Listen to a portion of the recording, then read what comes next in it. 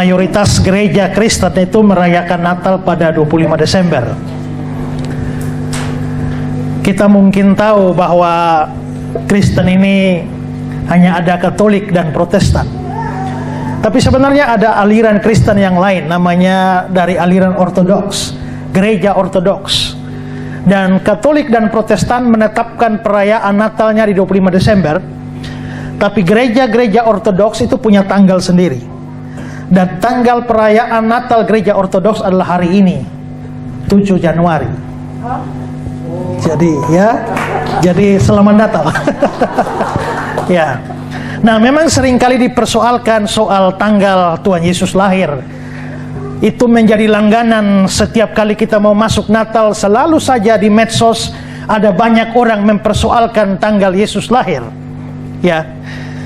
Belum lagi bulannya, tanggalnya yang disebut kita tetapkan 25 Desember. Belum lagi tahunnya, Yesus lahir tahun berapa, itu menjadi sesuatu yang cukup pelik. Kalau saudara belajar sejarah, saudara akan belajar tahun-tahun, maka saudara akan menemukan ada tahun-tahun tertentu yang disebut dengan tahun sebelum Masehi. Misalnya tahun 500 sebelum Masehi. Bahasa Inggris BC, before Christ. Jadi sebelum Masehi, Masehi itu Kristus. Bahasa Ibrani. Bahasa Yunaninya Kristus. Makanya bahasa Inggris before Christ. Tahun-tahun sebelum Masehi.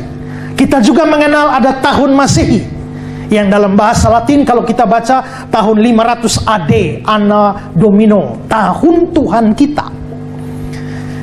Tahun 500 sebelum Masehi artinya 500 tahun sebelum Yesus lahir. Tapi tahun 500 Masehi artinya 500 tahun setelah Yesus lahir. Kalau begitu tahun 50 Masehi 50 tahun setelah Yesus lahir. 50 sebelum Masehi 50 tahun sebelum Yesus lahir. Tahun 2 Masehi 2 tahun setelah Yesus lahir. Tahun 2 sebelum Masehi 2 tahun sebelum Yesus lahir. Tahun 1 Masehi tahun 1 setelah Yesus lahir. Tahun 1 sebelum Masehi 1 tahun setelah Yesus lahir. Sebelum Yesus lahir. Kalau begitu Yesus lahir tahun berapa? Mestinya tahun 0 ya. Hanya saja perhitungannya kita ini tidak ada 0. Jadi 5, 4, 3, 2, 1, 2, 3, 4. Jadi tidak ada nolnya. Maka pada umumnya diterima Yesus lahir tahun 1. Nah, kalau kita sudah tahun 2022, berarti boleh dipastikan bahwa Yesus itu lahir 2022 tahun yang lalu. Begitu ya? Tapi ternyata tidak semudah itu. Kenapa? Karena menurut sejarah Roma, Raja Herodes itu mati tahun 4 sebelum Masehi. Berarti Herodes mati 4 tahun sebelum Yesus lahir. Padahal menurut catatan Alkitab, pada waktu Yesus dilahirkan ada Herodes yang mau membunuh Yesus. Lalu bagaimana Herodes sudah mati sebelum pada tahun 4 sebelum Masehi? Tapi itu memang benar. Menurut catatan sejarah yang tidak bisa dibantah, memang Herodes mati tahun 4 sebelum Masehi. Tapi mana mungkin Herodes mati 4 tahun sebelum Yesus lahir? Herodes mati itu kira-kira harus diperkirakan itu 6 tahun. Ya. 2 tahun sebelum kelahiran Yesus. Kenapa? Karena Herodes begitu dengar kabar dari orang Majus, dia suruh bunuh anak-anak di bawah 2 tahun. Kalau Herodes mati tahun 4 sebelum Masehi, sedangkan perhitungan dia berdasarkan keterangan orang Majus bahwa itu kira-kira 2 tahun, maka dia suruh bunuh anak-anak di bawah 2 tahun, maka 4 tambah 2 itu 6. Maka diperkirakan Yesus itu lahir tahun 6 sebelum Masehi. Tapi kalau tahun 6 sebelum Masehi, apa arti 6? Tahun 6 sebelum Masehi? Artinya 6 tahun sebelum Yesus lahir. Jadi Yesus lahir tahun 6 sebelum Masehi, artinya Yesus lahir 6 tahun sebelum Yesus lahir. Maka pusinglah kita semua. Bagaimana dia bisa lahir 6 tahun sebelum dia lahir? Nah, ini semua memang kesalahan sejarah. Kalender yang kita pakai semua sekarang sampai hari ini itu dibuat oleh seorang yang namanya Dionysius Exiguus. Dia mendapatkan perintah dari Kaisar Roma untuk membuat kalender di mana kelahiran Yesus ditempatkan pada pusat sejarah. Semua tahun sebelum Yesus lahir itu disebut sebelum Masehi. Sebelum itu kalendernya bukan kalender seperti sekarang. Dulu namanya kalendernya, penetapan pusatnya pada tahun pendirian kota Roma, Ab Urbe Condita, tahun 15 AUC, tahun 15 AUC, Ab Urbe Condita. Tapi setelah Kristen menjadi agama resmi di Roma, kalendernya diubah, dijadikan Yesus menjadi pusat sejarah, tempatkan dia pada titik sejarah, semua disebut sebelum Masehi, semua sebelah sini disebut tahun Masehi. Maka kalender pun dibuat oleh Dionysius Exiguus, disebarkan ke seluruh dunia dan dipakai di seluruh dunia Romawi pada waktu itu.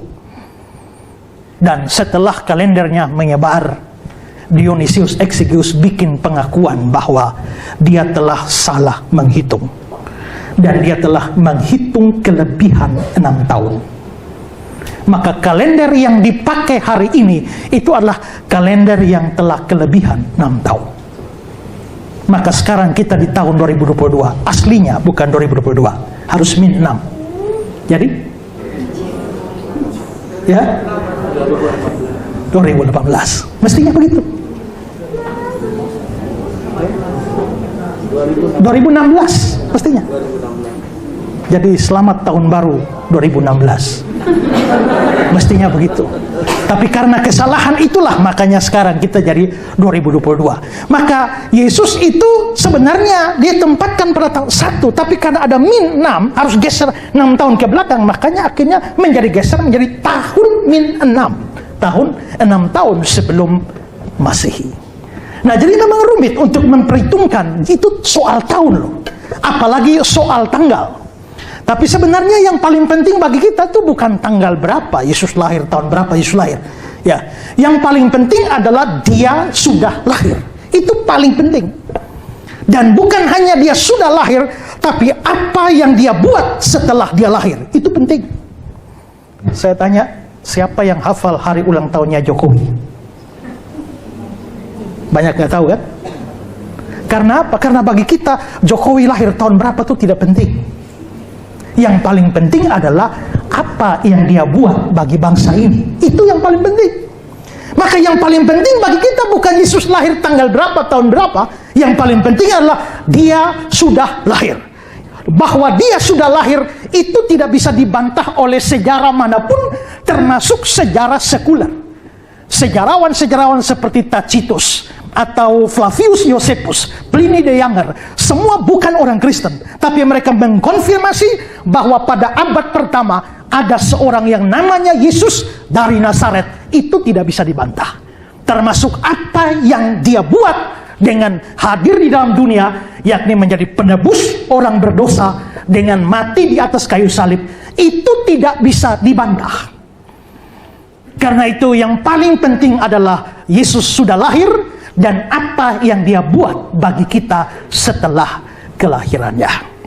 Nah, saudara-saudara, tema kita ini adalah The Greatest Gift, suatu hadiah yang besar sekali, yang terbesar. Nah, saya ingin melandaskan tema ini di bawah satu ayat yang saya kira tidak perlu kita baca, sudah hafal semua. Mari sama-sama hafal. Yohanes 3 ayat 16. 2, 3. Karena begitu besar kasih Allah akan dunia ini, sehingga ia telah mengaruniakan anaknya yang tunggal, supaya setiap orang yang percaya kepadanya tidak binasa, melainkan beroleh hidup yang kekal. Natal itu adalah sebuah hadiah terbesar.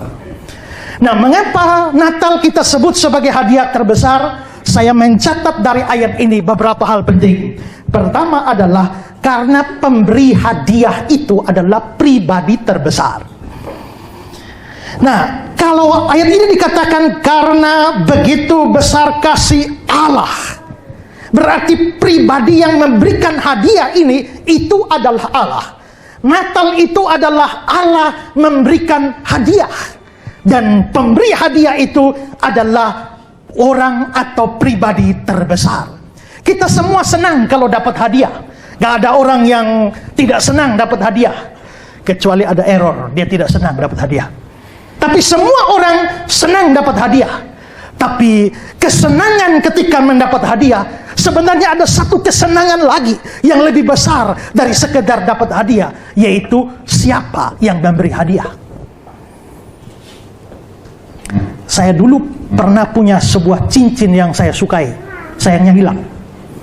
Tapi cincin itu saya senang memakainya, saya bangga memakainya, karena cincin itu adalah cincin pemberian mantan wali kota Kupang Eskalerik. Bukan cincin itu yang berharga, tapi siapa yang memberi cincin itu yang berharga. Berarti besarnya hadiah di dalam Natal tergantung siapa yang memberi. Dan pemberi hadiah Natal itu adalah Allah, pribadi terbesar, Raja segala raja, Tuhan segala Tuhan, atau seperti yang tadi dinyanyikan, namanya disebutkan orang, penasihat ajaib, Allah yang perkasa, Bapa kekal, Raja damai. Tidak ada orang yang punya kebesaran seperti itu. Kalau begitu, Allah itu adalah pribadi terbesar di dalam sejarah, dan pribadi terbesar itu memberikan hadiah kepada dunia ini. Tergantung siapa memberi. Saya ini pusing karena ada banyak orang yang kalau anaknya mau lahir selalu minta saya kasih nama. Jadi saya selalu cari nama sampai kadang-kadang saya lupa. Ya, tapi karena terlalu banyak minta nama, maka saya kadang-kadang cengs. Ini nama pertama di sini, nama kedua di sini, lalu orang pertama, nama kedua di sini, taruh nama satu di sini. Jadi pokoknya kalau mereka kumpul sebenarnya katanya hanya 2-3 saja nama. Ya, tapi dicengs-cengs. Karena bagi mereka senang kalau Pak Esra beri nama. Ada satu orang marganya sama seperti saya. Dari Rote sana, marganya Soro. Lalu dia bilang, Pak, bisa kasih nama? Iya, saya kasih nama Esra. Jadi akhirnya anak itu namanya Esra Soro. Ada 2 persis. Tapi ada orang yang pernah WA lagi, dia bilang, Pak, saya sangat ngefans sama Bapak, jadi tidak peduli Bapak setuju atau tidak setuju, nama anak saya diberikan sesuai nama Bapak, Esra Alfred Kasemetan. Famnya saja yang berbeda. Tapi bagi dia tergantung siapa, nama siapa. Dan hadiah Natal itu, dari sini kita tahu bahwa sebenarnya hadiah itu menyenangkan, tapi yang lebih menyenangkan itu adalah siapa pemberi hadiahnya. Dan Natal memberitahu kita bahwa hadiah itu hadiah terbesar. Hadiah itu terbesar karena yang memberikan itu adalah pribadi terbesar. Ini bukan gubernur yang beri, bukan wali kota beri, bukan presiden beri, bukan ketua PBB yang beri, tapi Allah serwa sekalian alam dia beri. Maka hadiah Natal itu menjadi hadiah yang besar sekali karena pemberinya. Itu pertama. Kedua, hadiah ini besar sekali. Kenapa?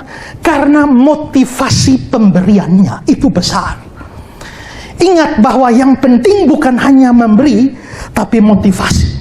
Bukan hanya actionnya, tapi motivasi dari action itu apa? Karena satu kegiatan bisa sama, actionnya bisa sama, motivasinya berbeda. Pernah lihat kucing kejar tikus? Apa yang sama? Sama-sama lari, kan? Tapi coba bertanyalah kita, mengapa kucing lari dan mengapa tikus lari? Maka kita menemukan jawaban berbeda. Ya, kucing lari karena lapar dan ingin makan. Tikus lari karena takut dan ingin selamat. Berarti yang satu lari urusan perut, yang satu lari urusan nyawa. Maka action bisa sama, tapi motivasi beda. Ada beberapa orang bikin lomba lari, ayo lomba lari, juara 1 juta sama piala. Maka mereka siap-siap lari. Seorang bapak tua juga siap ikut lari. Begitu lari pertama kali dia lari sekencang-kencangnya, dia juara 1, langsung dapat piala, dapat duit, dia loncat-loncat ke girang, wah. Yang lain bilang ulang. Babak kedua, lari lagi, semua lari, si bapak juga lari. Tapi dia urutan kedua. Begitu dia dapat urutan kedua, dia loncat-loncat, wah semangat. Tidak kalah semangat dari pertama. Mereka bilang babak ketiga. Begitu babak ketiga, mereka lari, si bapak lari tapi napas terengah-engah. Semua sudah masuk, dia paling belakang masuknya. Begitu dia paling belakang masuknya, lalu dia loncat-loncat ke gerangan, wah. Semua orang heran. Bapak, kalau bapak juara satu loncat-loncat masuk akal. Tapi kenapa bapak juara paling belakang, tidak dapat apa-apa, tidak dapat piala, tidak dapat hadiah? Kenapa bapak kok gembira sekali? Dia bilang, karena saya lari bukan untuk cari hadiah, bukan untuk juara. Terus saya lari untuk olahraga. Nah, kalau begitu motivasinya beda. Begitu juga orang kebaktian kan. Orang pergi ke gereja, bisa sama-sama pergi ke gereja, tapi motivasinya berbeda. Ada mic yang lebih baik?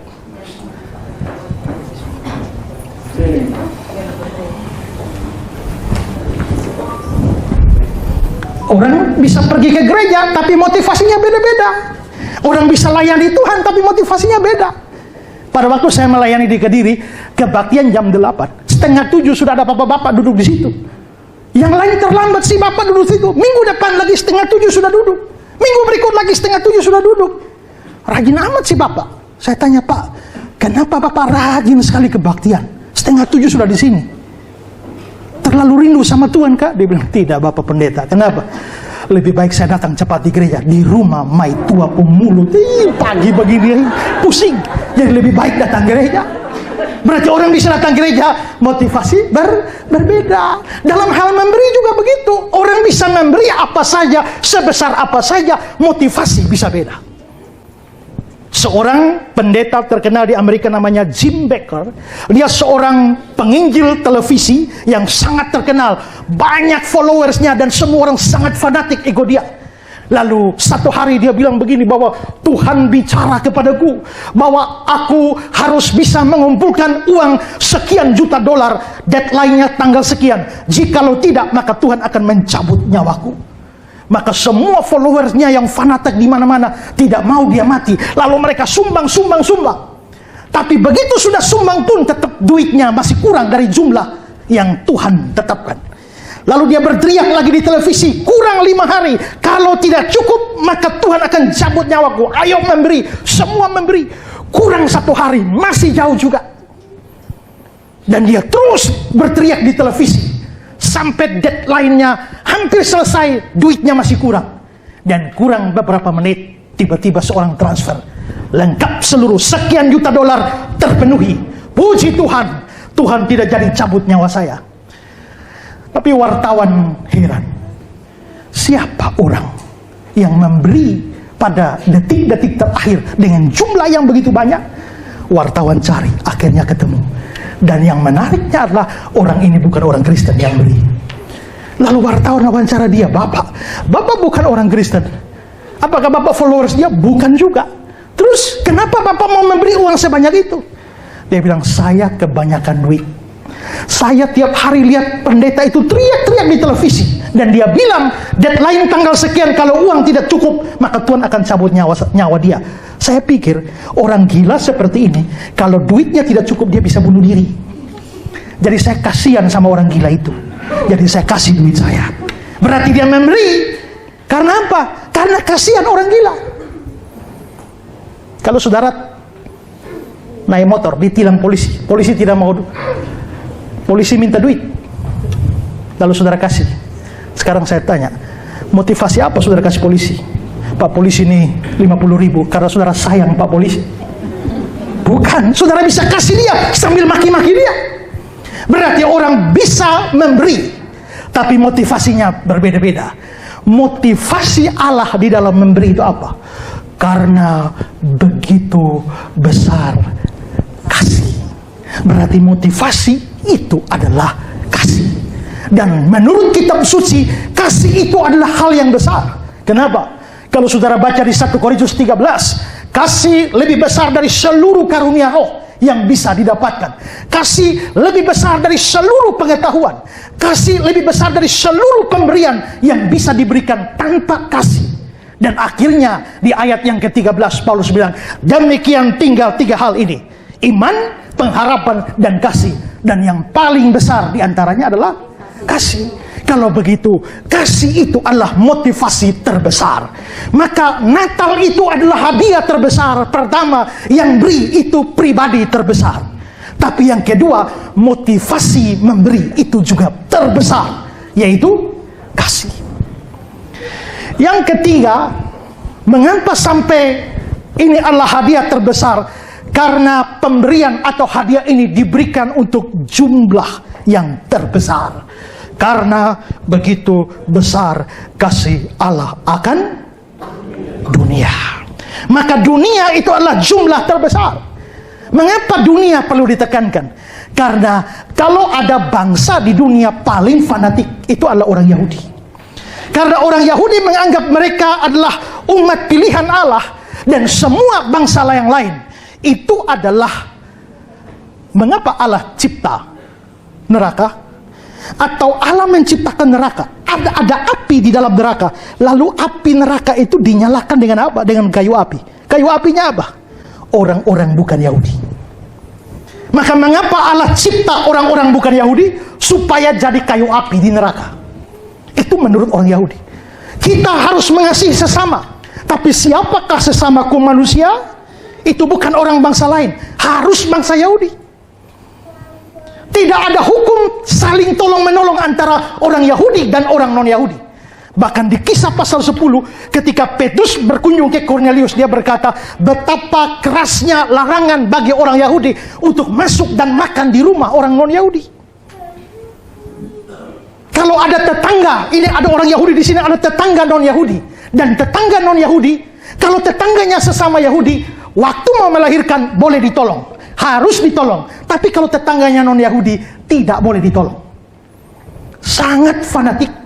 Dan persoalannya adalah janji tentang kedatangan juru selamat Mesias itu diberikan kepada para bapak bangsa Yahudi. Abraham, Ishak, Yakub, Daud, nabi-nabi Yahudi, Yesaya, Yehezkiel, Daniel, Mika, semua adalah nabi-nabi Yahudi.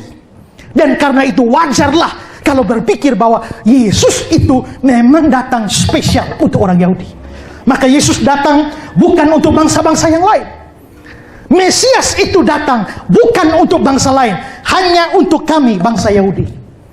Tapi menariknya, Allah mengaruniakan anak. Karena Allah mengasihi dunia ini. Dan berita Natal ini, hari ini telah lahir Kristus Tuhan di kota Daud. Hari ini telah terjadi suatu berita baik, kabar baik bagi seluruh bangsa. Dan nanti kita lihat di dalam ayat-ayat yang lain, Yesus Kristus disebut sebagai juru selamat dunia. Jadi bukan hanya juru selamat Israel, bukan hanya juru selamat Yahudi, tapi juru selamat dunia. Hari ini ada kesukaan besar untuk seluruh bangsa. Lukas 2 ayat 11, 1 Yohanes 4 ayat 14, Allah telah mengutus anaknya menjadi juru selamat dunia. Dia datang untuk pendamaian segala dosa kita, bukan dosa kita saja, tapi dosa seluruh dunia. Berarti memang hadiah Natal hadiah terbesar karena diberikan untuk satu jumlah terbesar, seluruh dunia. Tapi saudara, kalau dunia mendapatkan hadiah terbesar, memang seperti apa dunia itu? Apakah orang-orang di dunia begitu baik, begitu saleh, begitu menyenangkan Tuhan, begitu memperkenankan hati Tuhan sehingga layak terima hadiah terbesar? Ternyata kitab suci berkata tidak. Manusia dosa. Tidak ada yang baik, tidak ada yang berakal budi, tidak ada yang mencari Allah. Menurut Roma pasal 3 ayat 10, 11 dan seterusnya. Manusia berdosa menjadi musuh Allah. Tapi untuk musuh Allah, untuk manusia yang buruk begitu, Allah memberikan hadiah terbaik. Saudara, biasanya hadiah terbaik diberikan kepada orang terbaik. Pernahkah saudara dapat ikut lomba? Juara 1, 10 juta.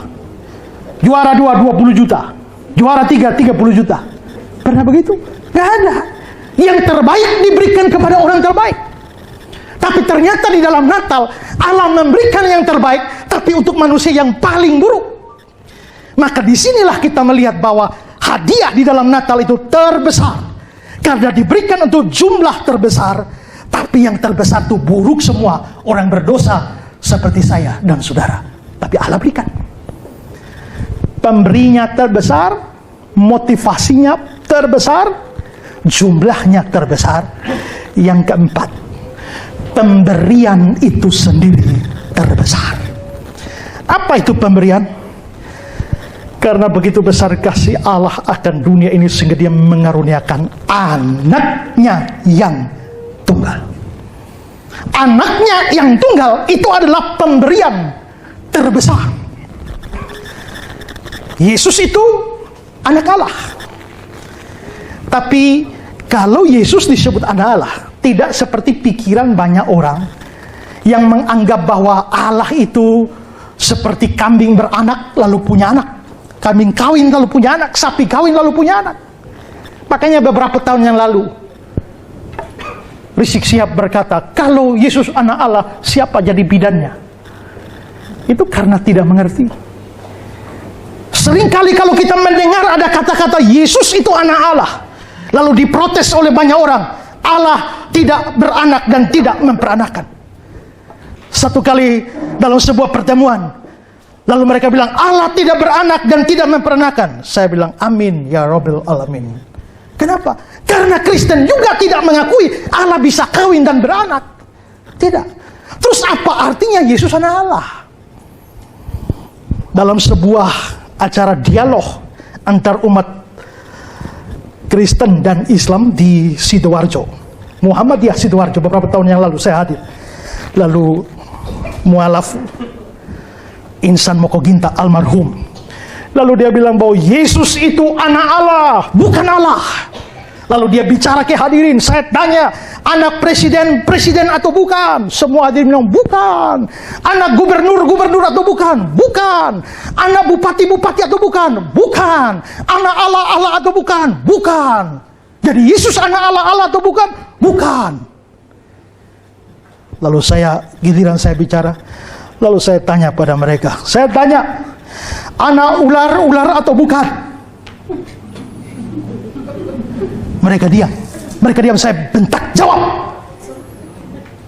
Anak macan atau bukan? Anak manusia atau bukan?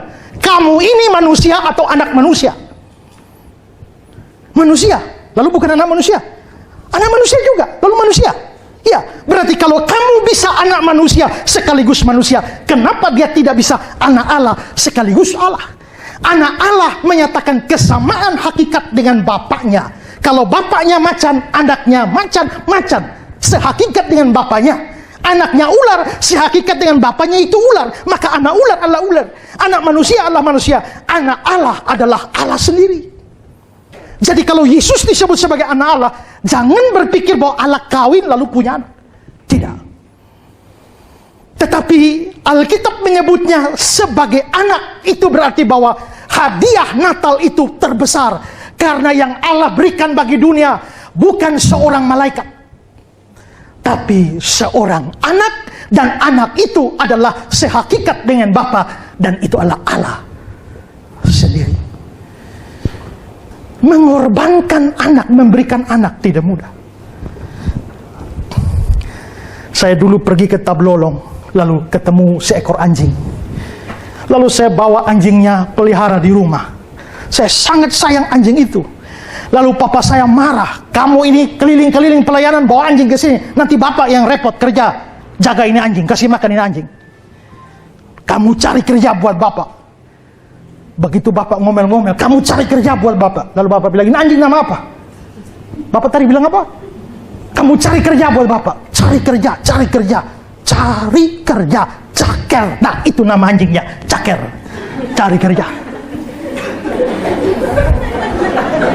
Saya sangat sayang Caker. Kemana-mana saya pelayanan pulang, selalu bawa makan, roti, apapun. Makan di warung manapun, pulang mesti bawa buat Caker. Satu hari saya pelayanan di Surabaya, mama saya WA. Saya dipanggil kakak, ini musim RW, jadi orang sudah tawar Caker 300.000. Bagaimana, mama lepas sudah kok?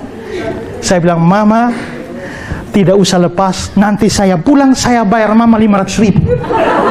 Tapi jangan apa-apakan dia, sehelai rambut pun tidak boleh lepas.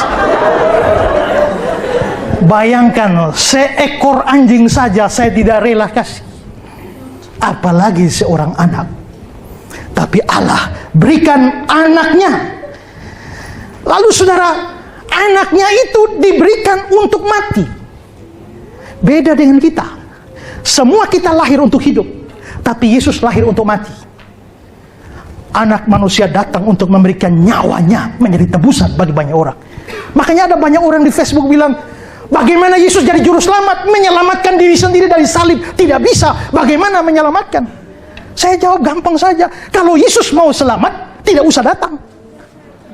Karena dia memang datang untuk mati. Lalu kenapa harus mati? Ya karena upah dosa ialah maut. Manusia berdosa harus mati. Kalau dia mau ganti manusia berdosa, harus ganti hukumannya, yaitu mati. Nah, kalau dia mau mati terus tinggal di surga, bagaimana bisa mati? Makanya Yesus perlu jadi manusia. Allah perlu jadi manusia supaya bisa mati. Tujuan dia datang di sini supaya mati. Kalau seandainya dia tidak mau mati, terlalu mudah. Pada waktu Petrus angkat pedang potong telinga hamba imam besar, Yesus bilang, sarungkan pedangmu. Sangkamu aku tidak minta lebih dari 12 pasukan malaikat menyelamatkan aku? Kata pasukan di situ, itu bahasa aslinya adalah legion. Dan legion itu istilah militer Romawi. Satu legion 6.000 tentara. Kalau 12 legion itu 72.000 malaikat. Dan Yesus bilang lebih dari 12 legion malaikat. Berarti kalau Yesus mau selamat, dia bisa minta lebih dari 72.000 malaikat.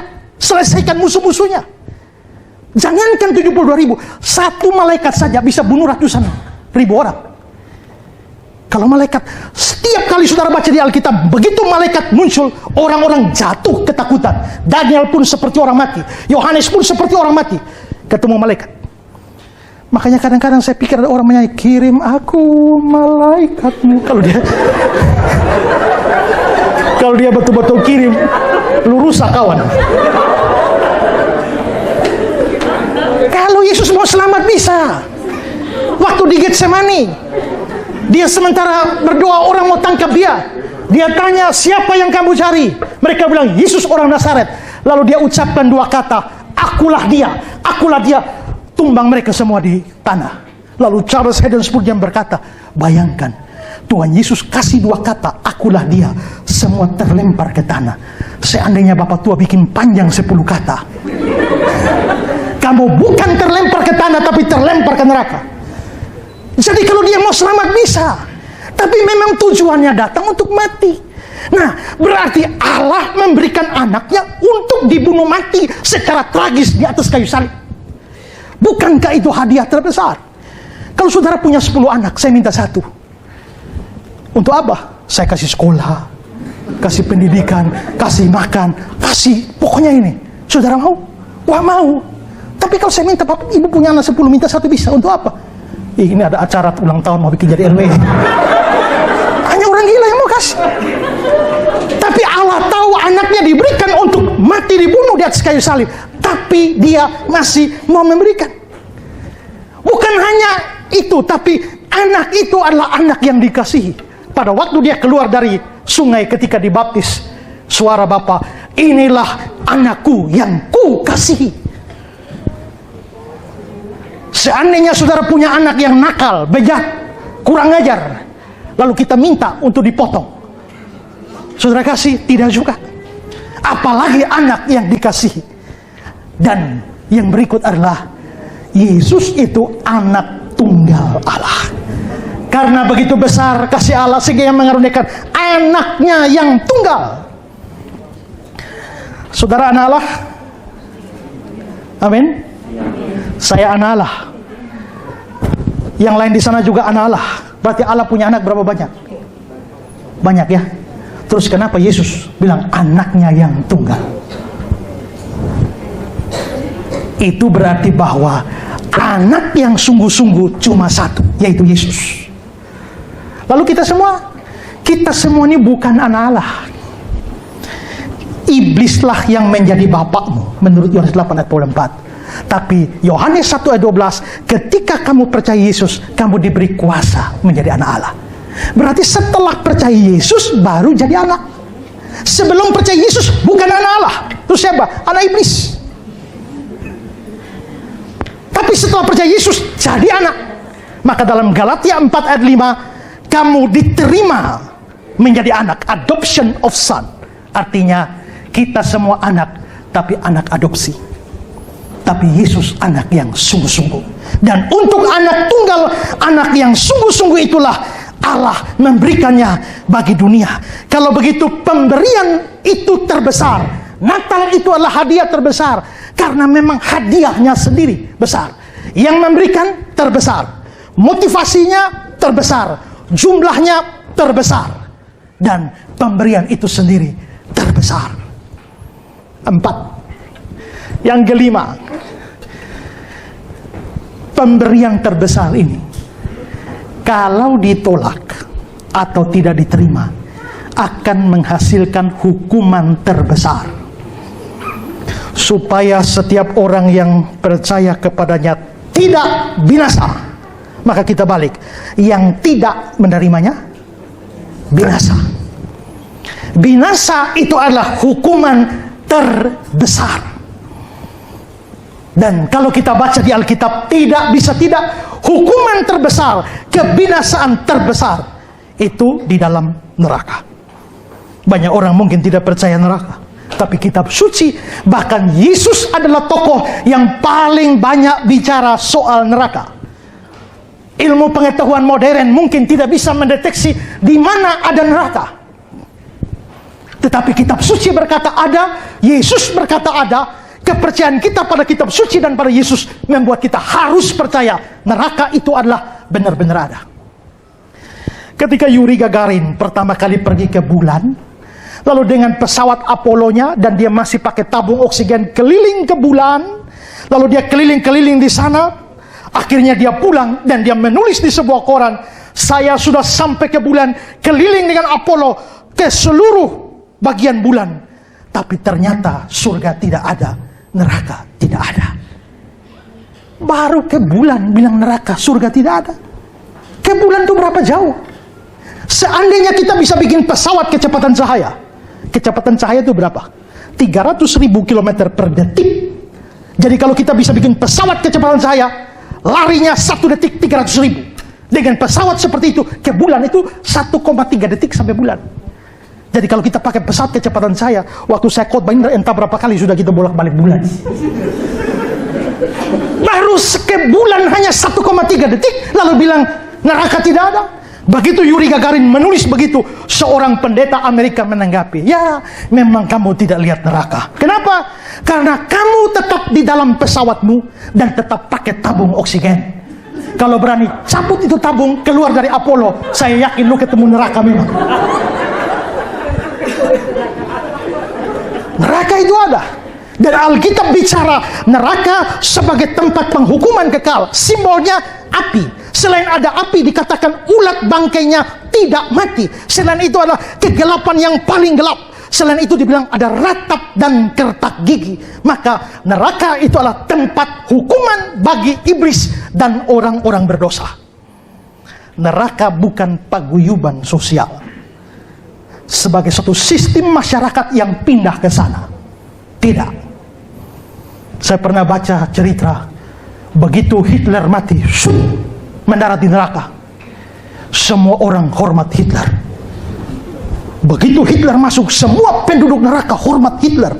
Tapi yang membuat Hitler heran, yang di pojok itu tidak pernah hormat Hitler. Semua hormat.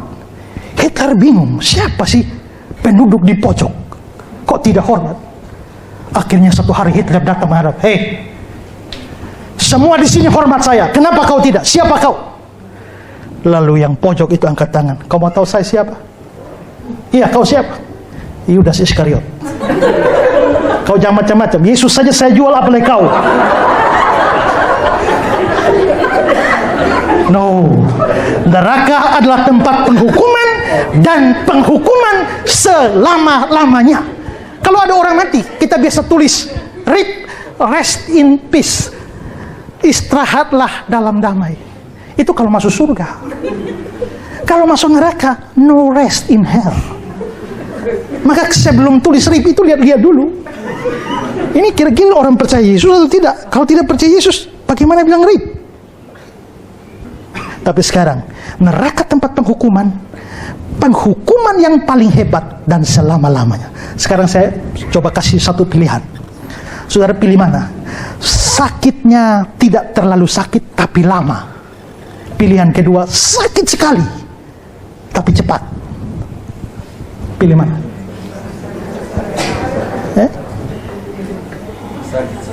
Sakit sekali tapi cepat, tidak terlalu sakit tapi lama. Banyak orang mungkin pikir sakit cepat, sakit sekali tapi cepat. Tapi ingat, di neraka sakit sekali bukan hanya tidak cepat, bukan hanya cepat, tidak berakhir. No rest. Sakit itu biar hebat, asal ada break-break sedikit, lumayan. Ibu-ibu yang melahirkan, kalau saya lihat di film, mau melahirkan tuh sakit sekali. Break. Habis itu lanjut lagi. Ada break kan? Sakit itu kalau ada break lumayan. Saya pernah jatuh motor ke Seleo. Lalu saya suruh satu ibu urut. Saya bilang, ibu, kalau saya bilang stop ya. Lalu dia pegang, dia stop, dia tambah terus, akhirnya saya tendang dia. Saya bilang, hei ibu, kalau saya bilang berhenti. Sambung. Artinya sakit sekalipun kalau ada break lumayan. Tapi di neraka sakitnya kekal selama-lamanya, maksimal, dan tidak ada break. Itu kebinasaan. Allah, bayangkan, yang beri hadiah ini pribadi terbesar, motivasinya terbesar, jumlahnya terbesar, pemberian itu sendiri besar. Kalau sampai ini ditolak, layaklah menerima hukuman terbesar, yaitu kebinasaan. Tapi kelima, kalau hadiah ini diterima, maka orang akan mendapatkan pembebasan terbesar. Apa itu pembebasan terbesar? Tidak binasa. Kalau binasa adalah hukuman terbesar, tidak binasa adalah pembebasan terbesar. Bebas dari utang, senang. Bebas dari problem, senang. Bebas dari sakit penyakit, senang. Tapi bebas dari hukuman kekal, itu harus merupakan pembebasan terbesar. Apa artinya seorang punya isi dunia ini tapi kehilangan nyawanya? Dan paling terakhir, penerimaan terhadap hadiah terbesar ini akan membuat kamu memiliki milik yang terbesar. Apa itu milik yang terbesar? Supaya orang yang percaya tidak binasa, melainkan beroleh hidup yang kekal. Hidup yang kekal itu kontras dengan binasa. Manusia berdosa, itu akibatnya adalah mati. Upah dosa ialah maut. Mengapa maut ada? Mengapa kematian ada? Karena dosa. Maka semua kita, orang berdosa, semua harus mati. Tetapi Allah memberikan suatu jaminan, apabila hadiah Natal yang terbesar ini diterima, maka orang yang menerimanya akan memiliki milik terbesar, dan itu adalah hidup yang kekal. Sekali lagi, apa artinya orang punya isi dunia ini? Apa artinya kekayaan? Apa artinya kemasyhuran? Apa artinya popularitas? Kalau kita tidak memiliki milik yang terbesar, yaitu hidup yang kekal. Kita punya obat anti ini, anti itu, anti ini, tapi belum pernah ada orang temukan obat anti mati. Belum ada. Tapi Allah memberikan satu jaminan, ada hidup yang kekal. Orang boleh punya segala macam hal di dunia ini. Kita boleh punya semua yang ada dalam dunia ini. Tapi kita sudah punya hidup yang kekal atau tidak? Yang punya hidup yang kekal hanya yang percaya kepadanya. Hadiah itu terbesar. Kalau hadiah itu diterima, kamu mendapatkan itu yang terbesar. Natal dimulai di hati Allah. Itu baru lengkap dan baru sempurna, karena itu mencapai hati manusia. Makanya tadi ada lagu yang dinyanyikan 2 kali itu ya. Apa tadi? Natal di hatiku. Natal itu dimulai di hati Allah. Kalau tidak mencapai hati manusia, tidak ada manfaatnya. hadiah yang terbesar ini sudah diberikan. Kalau kamu tidak terima, dalam surat Yohanes dibilang Allah mengaruniakan hidup kekal kepada manusia. Hidup itu ada di dalam anaknya. Siapa punya anak punya hidup, tidak punya anak tidak punya hidup. Kalau saya memberikan HP ini kepada saudara, tapi saya isi dalam tas, lalu saya bilang, siapa terima tas, terima HP, tolak tas, tolak HP. Saudara bilang, saya hanya mau HP, tidak mau tas. Tidak bisa. Saya menetapkan, berikan HP ini, tapi dalam tas. Allah menetapkan hidup kekal di dalam anaknya. Tolak anaknya, tolak hidup kekal. Terima anaknya, terima hidup kekal. Wih, lama Terakhir, seorang anak kecil datang kepada profesor. Dia bawa kupu-kupu. Lalu dia bilang, Pak Profesor, coba Pak Profesor tebak, coba raih. Ini kupu-kupu di tangan saya ini hidup atau mati? Dia siap. Kalau profesor bilang mati, dia tinggal buka, wah hidup. Kalau profesor bilang hidup, dia tinggal ramas begini, wah mati. Jadi dia bawa kupu-kupu, profesor, ini hidup atau mati? Profesor mau jawab apapun pasti salah. Tapi profesor itu belai-belai rambut. Nah, hidup atau mati di tanganmu. Kalau lu mau dia hidup, hidup. Kalau lu mau dia mati, mati. Allah sudah berikan hadiah terbesar. Sekarang hidup mati di tanganmu. Ayo, buka tanganmu ini. Ikut saya omong ya. Natal adalah hadiah terbesar. Yang memberi adalah pribadi terbesar. Motivasinya terbesar. Untuk jumlah terbesar. Pemberian itu sendiri terbesar. Jika ditolak, ada hukuman terbesar. Jika diterima, ada pembebasan terbesar dan milik terbesar. Tutup pelan-pelan, kasih masuk di saku. Oleh-oleh hadiah Natal dari Pak Esra.